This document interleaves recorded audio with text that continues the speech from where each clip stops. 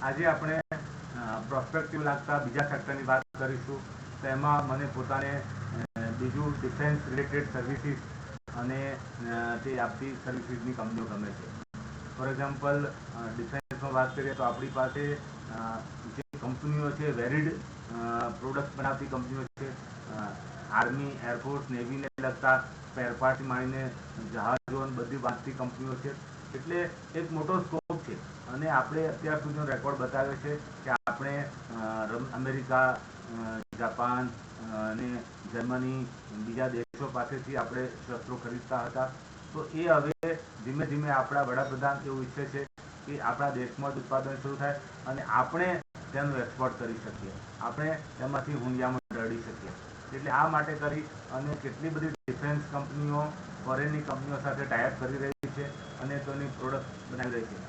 હવે અત્યાર સુધી એવું હતું કે ડિફેન્સમાં માત્ર ગવર્મેન્ટ કંપનીઓ, સરકારી કંપનીઓ, ધારો કે બેલ છે, HAL છે, કોચિન શિપયાર્ડ છે, મઝગાંવ ડોક છે, આ બધા ઇન્વેસ્ટમેન્ટમાં હતા.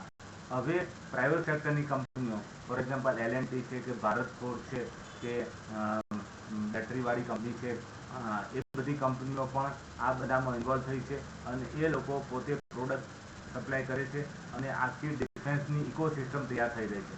એટલે નાની ચીજથી માંડીને મોટા મોટા જહાજો, યુદ્ધ જહાજો, ફ્રિગેટ, સબમરીન બધું જ આપણે ત્યાં બને અને આપણે દેશી કંપનીઓને વેચી શકીએ. એટલે કહેવાનો મતલબ એમ છે કે એક નવું સેક્ટર બની રહ્યું છે અને આવનારા વર્ષોમાં સરકારી આંકડા પ્રમાણે 2 લાખ કરોડ રૂપિયા સુધીનો આપણે એક્સપોર્ટ કરવાનો ટાર્ગેટ રાખીએ છીએ.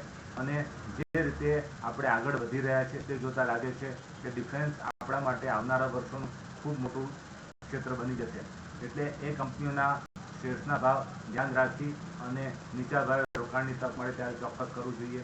આમ એક નવું સેક્ટર છેલ્લા 5-7 વર્ષમાં ઉભરી રહ્યું છે કે જે મને લાગે છે કે આવનારા 30 વર્ષ, 40 વર્ષ સુધી ચાલશે.